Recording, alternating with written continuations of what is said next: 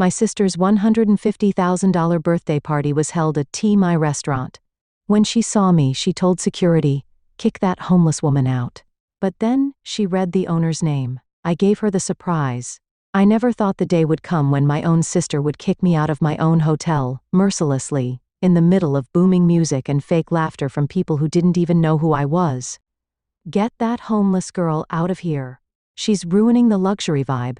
That line coming from Emily, the little sister I had protected throughout our childhood, hit me in the face like a slap in front of the crowd. I stood frozen, not from shame, but from pain.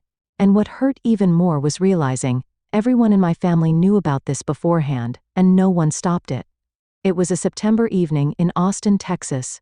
The Red Cypress Hotel, the place I had poured 10 years of my youth into building from scratch, now turned into a stage for a pretentious birthday party. Emily walked into the grand lobby in a shimmering dress, arm wrapped around her new boyfriend Chase, followed by a group of people dressed like they were attending the Met Gala, instead of a 30th birthday bash.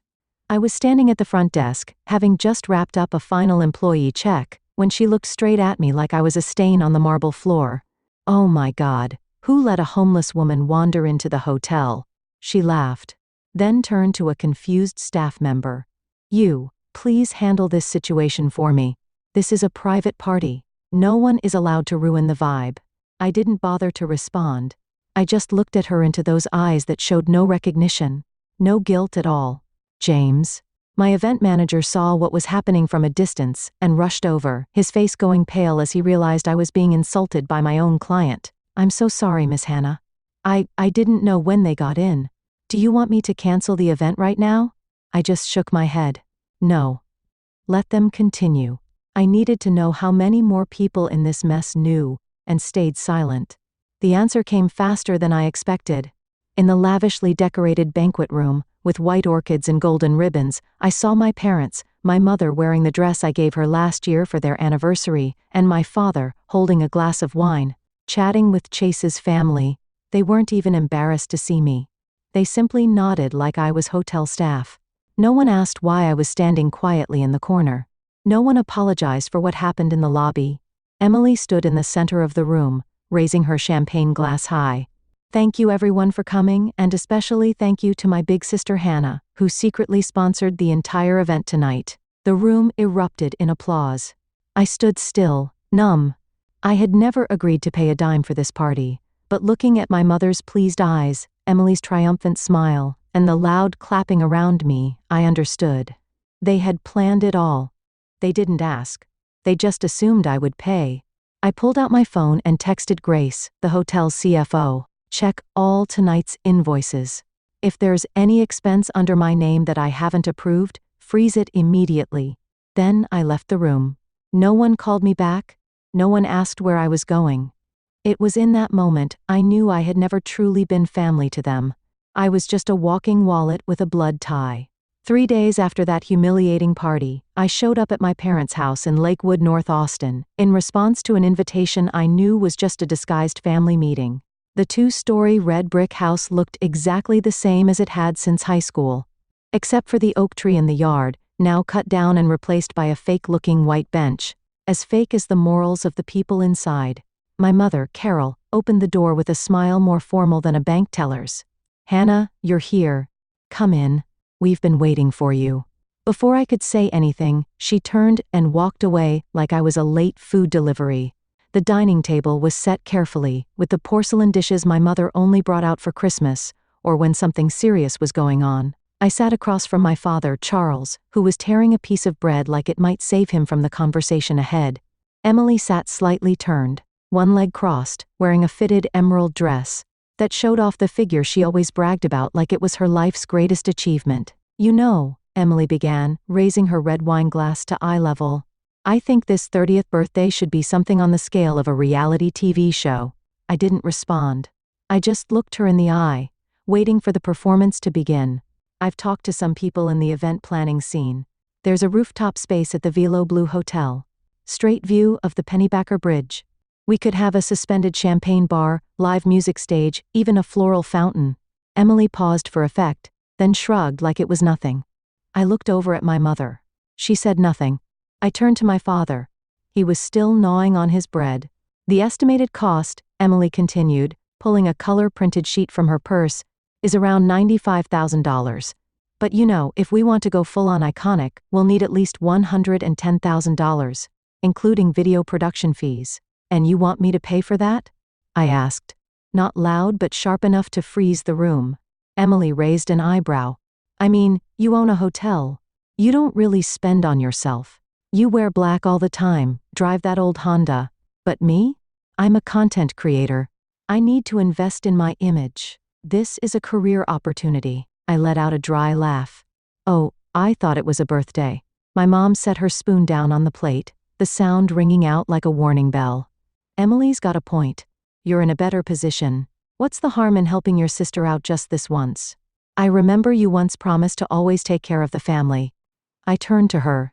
Take care of the family? Or be an unlimited sponsor for meaningless shows? My father finally spoke. Let's not get too worked up, Hannah. We're just having a calm conversation here. I nodded. Calm? You all made plans to spend my money without asking me. And you call that calm? Emily laughed. The laugh of someone who knows they're backed up. Come on. Don't make it sound like I'm mooching off you. I'm not asking for pocket money. This is an investment. When the party video goes live, I'll tag you, promote your hotel. It's a win-win. Win for who? I said through clenched teeth, heart pounding stiff in my chest. I lose $110,000 and you get to be iconic. Great deal. My mother sighed. A sound I once mistook for love, but now just sounded like rehearsed disappointment. Hannah, you're the responsible one. Emily, she's a dreamer. It's not her fault you were born with a more practical head. Sisters helping each other is normal. That sentence cut into me like a blade already sharpened. I wasn't a person. I was stability. A walking ATM that shows up on time, not allowed to object. I placed my napkin on the table. Sisters help each other when it's mutual. Not when one hands over a bill and says, you pay. If that's what this family calls love, then I'm sorry. I can't live in that definition anymore. Emily raised an eyebrow. You're being serious? I looked her straight in the eye. Dead serious. No one said a word when I stood up. No one stopped me as I walked away from the table. But just as I reached the door, I heard my mother say, loud enough for me to catch, the more money that girl has, the colder she gets. I didn't turn around. I didn't respond. In that moment I realized, all these years I'd never really been a daughter in this house. I'd been the backup financial plan B, filling the gap between delusional dreams and nameless bills. I didn't think anything could be worse than being treated like a walking wallet by my own family. Until I opened Instagram the next morning. A notification popped up at the top of the screen. At Emily. Rose added 3 new stories. I had no reason to watch, but my thumb tapped anyway. An old habit I hadn't shaken, like knowing you're about to see something painful, but looking anyway. First frame. Emily in a white limousine parked in front of the Vela Blue Hotel, her hair in waves, lips bright red, raising a champagne glass like a queen on parade. When your sister drives a 2012 Civic but owns a 5-star hotel, can someone explain this? Below it, the laughing emoji rolling on the floor. Next clip.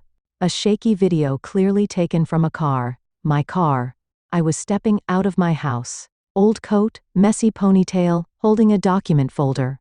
And Emily had made a split screen. On one side, me.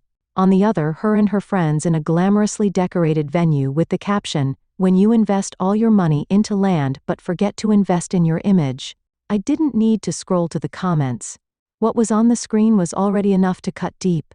OMG. How can someone be rich and live like that? Stop pretending to be poor girl, be real. Who'd let her do PR for a hotel? That place is doomed.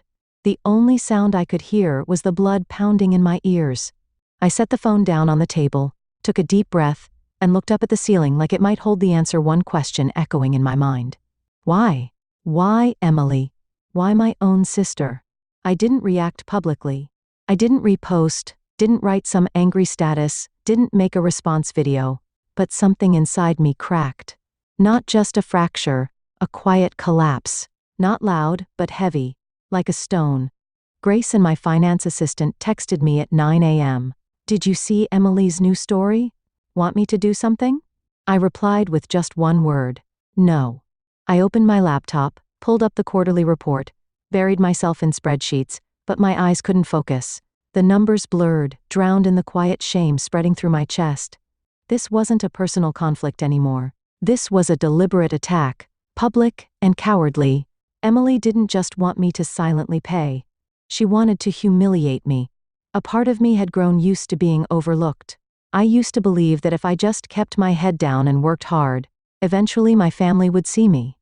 But this time was different. This time I realized I wasn't the victim of neglect anymore. I was the target of calculated disrespect. That night, I sat alone in the kitchen, warm yellow light casting down on the oak table. My house wasn't big, wasn't glamorous, but it was the result of every sleepless night, every dollar I saved. Back when I worked night shifts as a front desk clerk, I stared at the photo on the wall, me and Emily as kids, smiling with melting popsicles in our hands. I didn't take it down. I just looked at it. In silence, I started writing. Not a revenge plan, not a hit list. Just a list. One line. Did they ever love me? Or just love what I could offer? Then a second line. If I lost everything, who would still stay? I didn't have the answers yet. But for the first time, I felt like I needed to start asking. The next morning, I sent my first message in months to my attorney. I need a full review of all personal assets. Make sure no one has signing authority on my behalf. Urgent. This wasn't emotion anymore. This was preparation. I used to think family was sacred, but now I understand. Some relationships, if left unchecked, will consume you in silence, and I won't let that happen again. I was in a meeting with the operations team on the third floor of the Red Cypress Hotel when Grace, my assistant, gently knocked and peeked in. "Hannah, you have a visitor." I glanced at the clock. 3:14 p.m. I hadn't scheduled anything. "Who is it?" "Mrs. Carroll," Grace whispered. "She won't wait in the lobby." My throat instantly went dry. "Send her in," I said, my tone sharp like an order, firmer than necessary. But I knew Grace understood. She nodded and disappeared behind the door. Less than a minute later, my mother walked into the meeting room like it was her living room. Long beige coat, oversized Coach purse looped over her arm, and a perfectly made-up face that couldn't hide the calculation behind it. "Your girl Grace is very polite," she said, placing her bag on the chair across from me, then pulling out a small plastic container. "I brought your favorite banana bread. Still the same recipe with a touch of cinnamon. Good for digestion." I didn't touch the container. I didn't smile.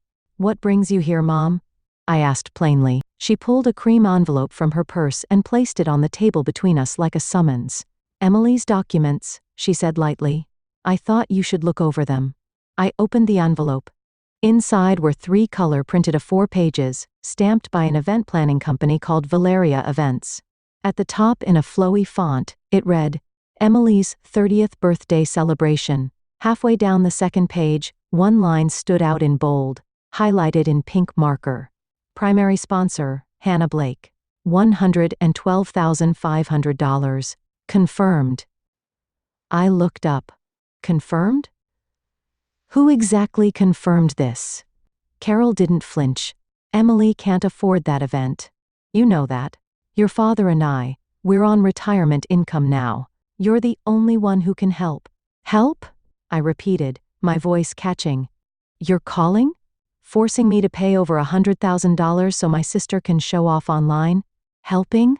"Don't be dramatic, Hannah," she said, smoothing the edge of her coat. "No one's forcing anything. We just believed you understood your responsibility." Responsibility. I pushed the papers aside, no longer hiding my fury. Why is it always me? Emily has hands, a brain, thousands of followers. Why can't she take care of it herself? My mother's side. "The way you do when a child is being difficult. You're the successful one, Hannah. The stable one. The eldest. Just this once let Emily have her moment. You've always been backstage, supporting everyone. What's so different now?" I stood up, unable to stay cornered any longer. "What's different?" No one asked if I agreed. No one asked how I felt. You all just made plans and sent me the bill. Don't you think that's unfair? It's not unfair, she replied, still seated, voice calm to the point of insult. It's necessary because you're reliable. People count on you, Hannah. You should be proud of that. I looked at her like she was speaking a foreign language, not angry, not bitter, just a strange feeling from someone realizing I was never truly loved, just used. I picked up the banana bread, opened the fridge behind me, and shoved it into the freezer. "What are you doing?" she asked, startled. "The freezer," I said quietly. "Where things that numb feelings belong." Then I turned back, looked her in the eyes. "I'm not signing anything. I'm not paying a dime. No plans will be executed without my approval." She stood up, eyes flashing in disbelief. "You've become so hard, Hannah." I nodded. "Thank you for noticing. You can give Valeria Events my lawyer's contact if they need to talk. Otherwise, don't come here with more plans. I'm not a heartbeat-pounded wallet." She stared at me for a few seconds, then turned and walked out. No goodbye, no words. Just a trail of heavy perfume, and a birthday budget I never agreed to. I stood in the quiet room, sunlight slanting through the window, casting light on the colorful documents on the table. I didn't tear them. I filed them in the drawer under my desk, labeled with a red marker, evidence. This wasn't about emotion anymore. It wasn't about feelings. This was business. Wednesday morning, while I was reviewing the rooftop maintenance report for Red Cypress, Grace appeared at my office door. This time, no knock. No hesitation. In her hand was a thick manila envelope. "Express delivery from Verity Planning Group," she said flatly, placing it on my desk like she'd just set down a bomb. I looked up at her. "Xander?" Grace smirked slightly. "Assistant to Chase. Emily's fiancé. Label says, you, urgent Hannah Blake, personal and financial." I didn't need to open it to know what I was about to read, but I opened it anyway. Inside was an official booking contract from the Aria Sky Lounge, a luxury rooftop venue in the heart of the city, known for hosting extravagant events, with sky-high price tags. The cover had a gold-embossed logo, thick paper stock, and a faint whiff of perfume, one that didn't belong to anyone who knew the value of $1. I flipped to page 5, under Financial Guarantor. Hannah Blake, sister of the celebrant. Signature, required by 11/3. Fine print below in italics. If the primary party fails to make payment, the financial guarantor will assume full legal responsibility. I let out a dry laugh. No call, no explanation, not even a question. Just a contract thrown in my face with the expectation that I'd sign it, like some old reflex. Grace waited for my reaction. I said nothing. Instead, I slid the entire packet into the drawer beneath my desk, shoved it closed, and locked it with a key. "I'm not signing." "I figured," Grace said with a slight smirk. "Want me to shred it?" I shook my head. "No. Leave it. Label it financial abuse. Step 1. I opened my laptop and created a new folder. Emily, legal evidence. Inside, I added subfolders. Unauthorized emails and contracts. Defamatory and personal attack stories. Staff witness statements, event-related. I fed the contract through the scanner beside my desk, placing each page with the precision of logging a criminal case. My hands were steady. I didn't blink. I wasn't the daughter crying in her room anymore after being called ungrateful. I wasn't the older sister gritting her teeth and paying up because the family was struggling. I was the CEO of a nearly $8 million business, and for the first time in my life, I was handling family like I'd handle a high-risk partner. That afternoon, I sent a short email to the hotel's legal team. Subject: deny all unverified personal submissions. Message: we do not accept any contracts, agreements, or financial proposals submitted by third parties on behalf of Hannah Blake, unless expressly confirmed in writing with verified documentation by Hannah Blake. All other requests are to be denied and forwarded directly to legal. Hannah B. I didn't email Emily. No text, no call. I let her wonder what I was doing. Silence, if long enough, becomes a wall. And I was building one she couldn't climb. With demands, or with crocodile tears. 3 days later, I got a message from Mom. "Emily's sad you haven't responded. She just wanted to make a beautiful memory." I didn't reply. I just filed the message in the evidence folder. That evening, as I locked up my office, I stood before the mirror in the Red Cypress Lounge. I looked at myself. Eyes tired from lack of sleep, shirt slightly wrinkled at the shoulder, a chipped nail. But the eyes in the mirror weren't confused anymore. They were sharp as knives and calm as a lake before a storm. Emily didn't realize that every time she tried to corner me with a new demand, I didn't just retreat. I recorded. I documented. I built a legal trail. Because this time, if they pushed me to the edge, I wasn't alone. I had the law. I had paperwork. And I had me, a version of me no longer willing to excuse manipulation, just because it came dressed as family. That day, the Red Cypress Hotel glowed like a fairy tale castle. The late afternoon sun lit up the wide lobby windows in gold. White orchids lined the halls with elegant precision, and soft music played from the rooftop balcony where Emily's birthday party was about to begin. A party she organized at my hotel, through a third-party vendor, without notice, without permission, not even the courtesy of asking. Emily thought she was clever. She thought that by booking the event through an outside company, I wouldn't dare interfere, that I'd stay quiet to keep the peace. But she forgot one thing. I don't play by the old rules anymore. Grace walked beside me, tablet in hand showing the event schedule and guest list. She paused by the security monitor, swiped gently, then pointed to the center screen. 15 minutes ago, main lobby camera. I looked. Emily appeared, her arm locked with Chase, her new boyfriend. Behind them were Chase's parents, Mr. and Mrs. Dalton, well-known real estate investors from Houston. They walked in like they owned the place, scanning every detail like they were appraising it. Emily led them through the lobby like a self-permitted tour guide, her hand waving at the crystal chandeliers and the marble spiral staircase. I didn't need audio to know what she was saying. The chandeliers from Italy took 8 months to ship. My family's in interior design. I adjusted the sleeve of my navy blazer, took a deep breath, and began descending the main staircase. Each click of my heels on the marble echoed through the lobby like a silent declaration. Heads turned. And Emily? She froze mid-sentence, her eyes wide, part shock, part panic. I stopped halfway down the stairs, a faint smile playing on my lips. "Welcome to Red Cypress," I said clearly, my voice low but firm. "I'm Hannah Blake, founder and CEO of this hotel." The room froze for a few seconds. Mrs. Dalton, platinum hair in a neat bun, eyes sharp as blades, narrowed her gaze at me. "You're the owner of this place?" I stepped down 2 more stairs, the lights catching my collar, reflecting the calm I had spent years building.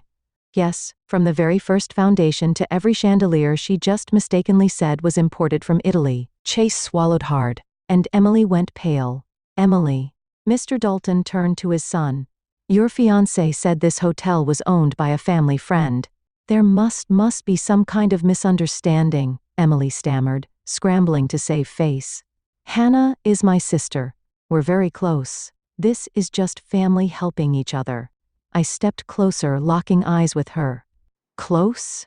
So close that you hosted an event here without asking, put the invoice under my name, and posted mocking videos to thousands of people." No one said a word. I turned to Mrs. Dalton. "I apologize for the confusion. But just to be clear, Red Cypress does not sponsor, is not affiliated with, and does not represent anyone outside of our professionally trained and approved staff." Mrs. Dalton nodded slowly, her expression shifting completely. "Thank you for the transparency. I have great respect for people who know their boundaries. And their worth." "A rare trait," Mr. Dalton added, casting a puzzled glance toward Emily. Chase said nothing, but his face said everything. Doubt, embarrassment, discomfort. As for Emily, she stood frozen. I turned to Grace, who remained calm as ever. "Please escort the Dalton family to the terrace. I'll personally show them the official Red Cypress event space." "We'd be delighted." Mrs. Dalton smiled. I walked away, not looking back, but I heard the unsteady clack of Emily's heels trailing behind. "Hannah, wait. You don't have to make a scene like this."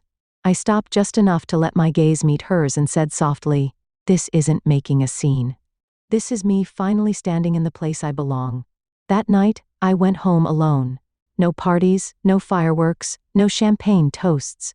Just me, my small kitchen, the warm yellow light, and a silence that felt different this time. Not heavy, not hollow, but the silence of closure. I was making tea when my phone rang. The name flashing on the screen made me pause. "Dad." "Charles Blake." I let it ring 3 times before picking up. "I'm here." "Hey there, princess," he said evenly with a touch of awkwardness. "I'm sure you know why I'm calling." I said nothing. Let him flounder. He cleared his throat. About what happened this afternoon. It's just that, maybe you reacted a little too strongly. I frowned. Too strongly? Well, it was Emily's birthday. Her birthday week. Everyone's tense. No need to blow things out of proportion. I sat down, tea still untouched in my hand. Were you there, Dad? I asked quietly. I was watching from afar. Emily got a bit carried away, sure, but she's still family. No, Dad. That's not family. That's a group of blood relatives who keep dumping everything on one person and calling it duty.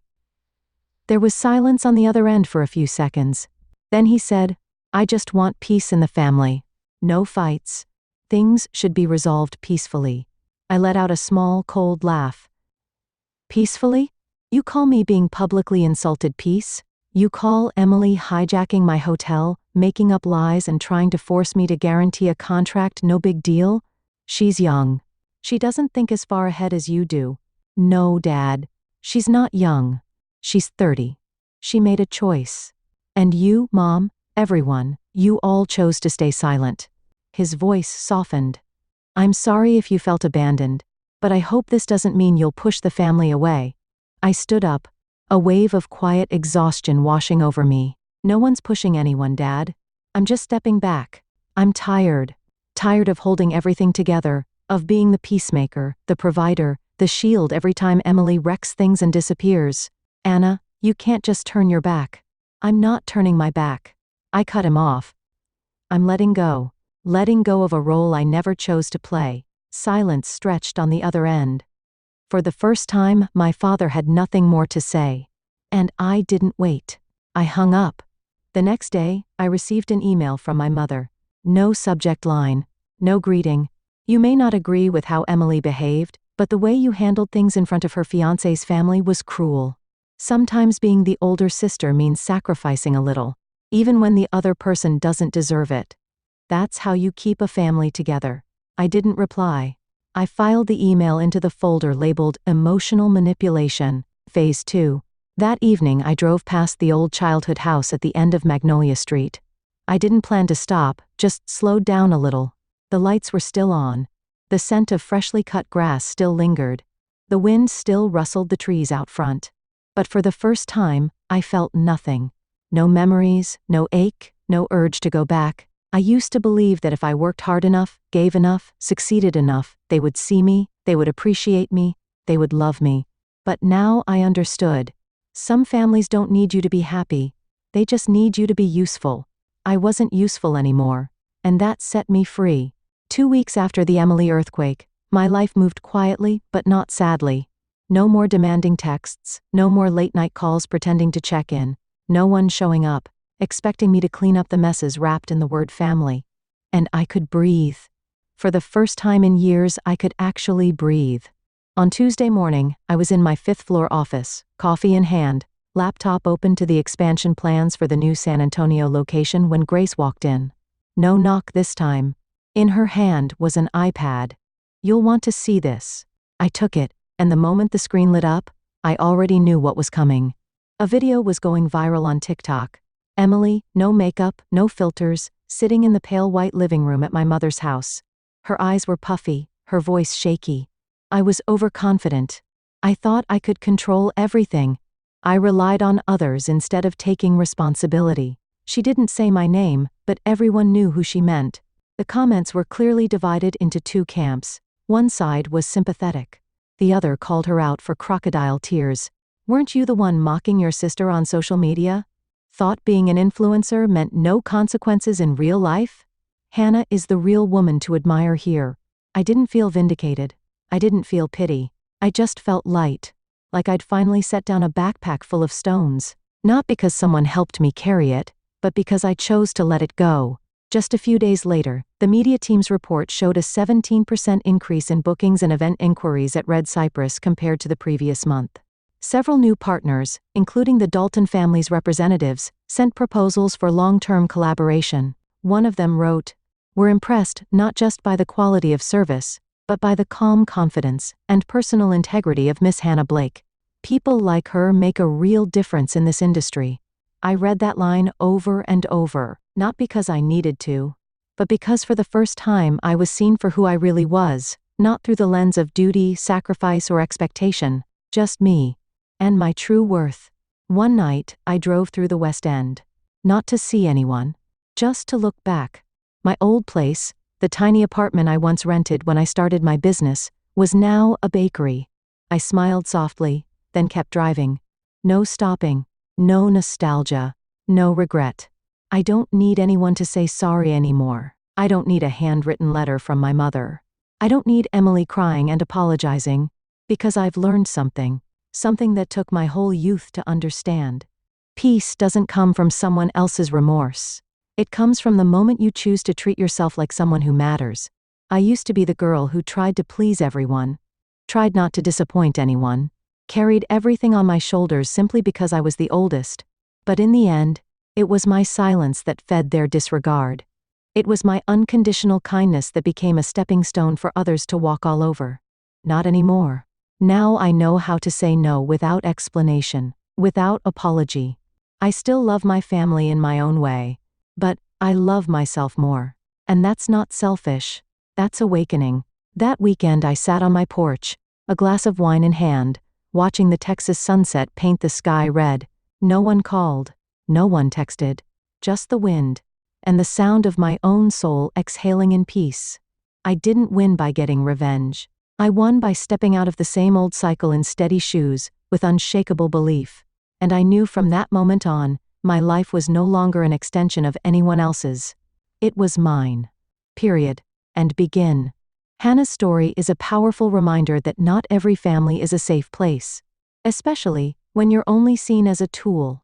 She learned that silence isn't love. Sometimes it's the trap that swallows kindness whole.